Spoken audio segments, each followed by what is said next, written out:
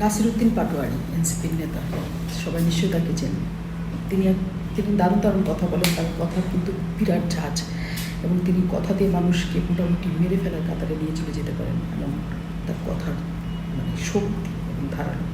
তো তিনি একটা স্ট্যাটাস দিয়েছেন যে ছুঁড়ে ফেলে দিলে কেউ না কেউ কুড়িয়ে নিয়ে আসে, এই কারণে পুড়িয়ে ফেলতে হয়। বাবা দেওয়ার মতো একটা কথা, খুবই দারুণ কথা, খুবই দারুণ কথা, অসাধারণ কথা।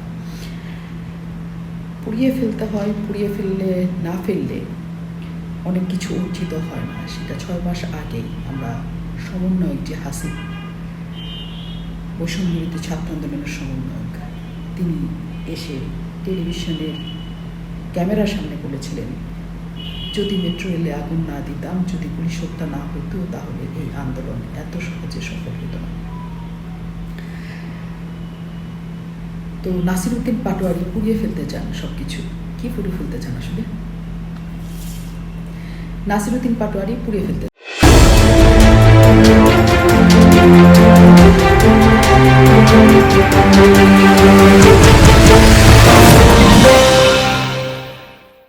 আমার ধারণা এই সময় সবচেয়ে বেশি আলোচনা হচ্ছে সংবিধান নিয়ে, এবং গতকাল আন্দালিব রহমান পার্থ যিনি বলেছেন যে জেএনজির প্রতিনিধিত্ব করেন ঠিক আছে, কিন্তু জামাতে ইসলামের প্রতিনিধিত্ব করেন না।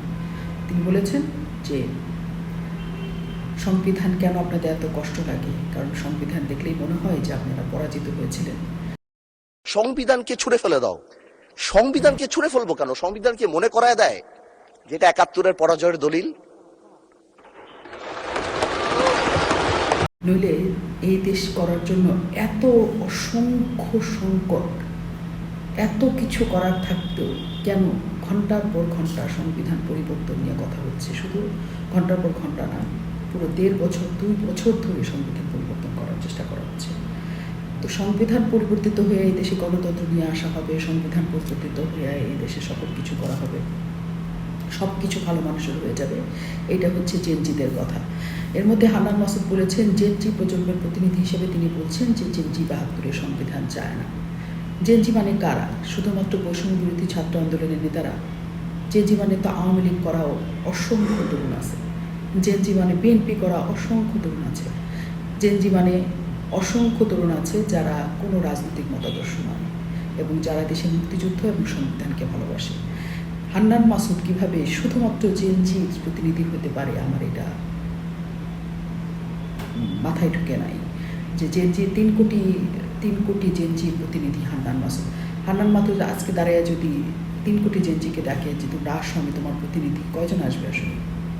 তাহলে ৩ কোটি প্রতিনিধি জায়গার থেকে হান্নান মাসুদ কি কথা বলতে পারে যে ৩ কোটি মানে জেনজিরা এটা পছন্দ করে না? জেনজির পরে জেন আলফা এসছে, এবং জেনজির আগে মিলেনিয়াল আছে, যারাও এই দেশের তরুণ, এবং তারা হচ্ছেন ভোট দেন। তারা কি সংবিধান অপছন্দ করেন? এবং এই যে সংবিধান ছুঁড়ে ফেলে দেওয়ার তাদের যে অবস্থান, সেই অবস্থান এত তীব্রতর যে কোনো কিছুই তাদের কাছে কোনো কিছু মনে হচ্ছে না। আসি পুড়িয়ে দেওয়ার প্রসঙ্গে। তো জুলাই আন্দোলনে ১৭-১৮ তারিখে ভয়ঙ্করভাবে সরকারি সব স্থাপনা পুড়িয়ে দেওয়া হয়েছিল, এবং মেট্রো রেল সহ।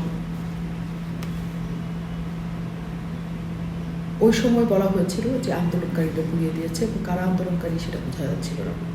এবং ওই ১৭, ১৮, ১৯ ওই তারিখগুলোতে আন্দোলনকারীদের কাছ বাইরে প্রচুর মানুষজন এসে সেখানে আন্দোলনে যুক্ত হয়ে গেছিল, এবং সেখানে ছাত্রছাত্রীদের সংখ্যা তুলনামূলকভাবে অনেক কম ছিল।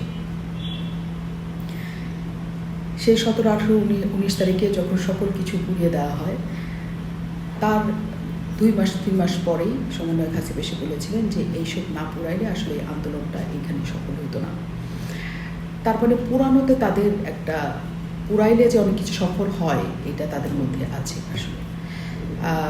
৩২ নম্বরের বঙ্গবন্ধু শেখ মুজিবুর রহমানের বাড়ি আমরা প্রথমে পুড়িয়ে দিয়ে দেখেছি, এবং এখন যদি সংবিধান তারা পুড়িয়ে দিতে চায় কিনা সেটা একটা বড় প্রশ্ন।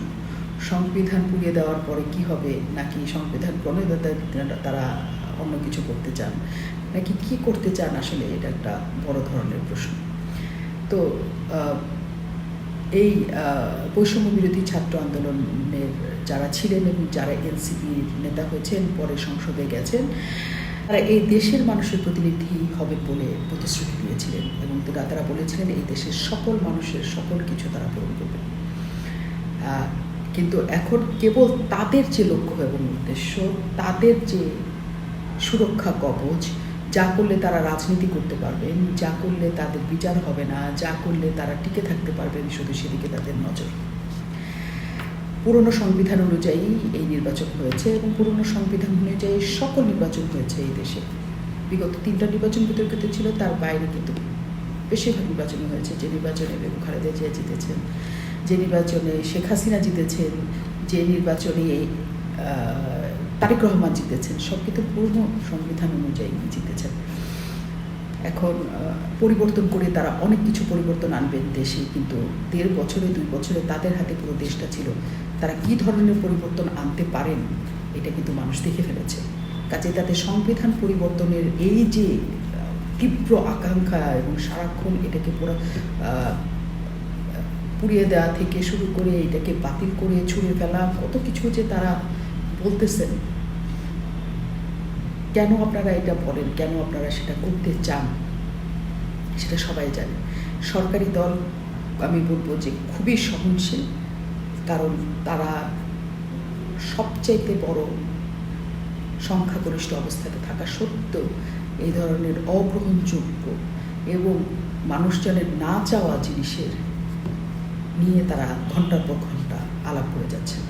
এই দেশের সংকট প্রচুর, সেগুলি নিয়ে আলাপ করেন এবং দেখান যে সেই সংকট সমাধানে আপনারা আসলে সম্ভব, তা আপনাদের দ্বারা সম্ভব। আপনারা নতুন দেশ করতে চান, নতুন দেশ করতে পারেন। নির্বাচন 5 বছর পর, তখন সংবিধান নিয়ে কী করা যাবে, তখন গণতন্ত্র প্রতিষ্ঠা হলো কিনা, তখন স্বৈরতন্ত্র চলে গেল কিনা, এর মধ্যে সেটা নিশ্চয়ই তৈরি হবে।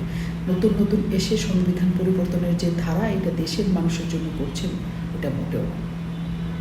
তো বড় বড় মানুষ তারা সংসদে যাচ্ছেন, তাদের প্রতি আমরা শ্রদ্ধা রাখতে চাই। শ্রদ্ধা রেখে বলতে চাই, কোনো বিশেষ জনগোষ্ঠীর প্রতিনিধি হয়ে সংসদে যাওয়ার অধিকার কারো নাই। সংসদ বাংলাদেশের 20 কোটি মানুষের প্রতিনিধি হয়ে যেতে হয় সংসদে, সেটা মনে রাখলেই ভালো।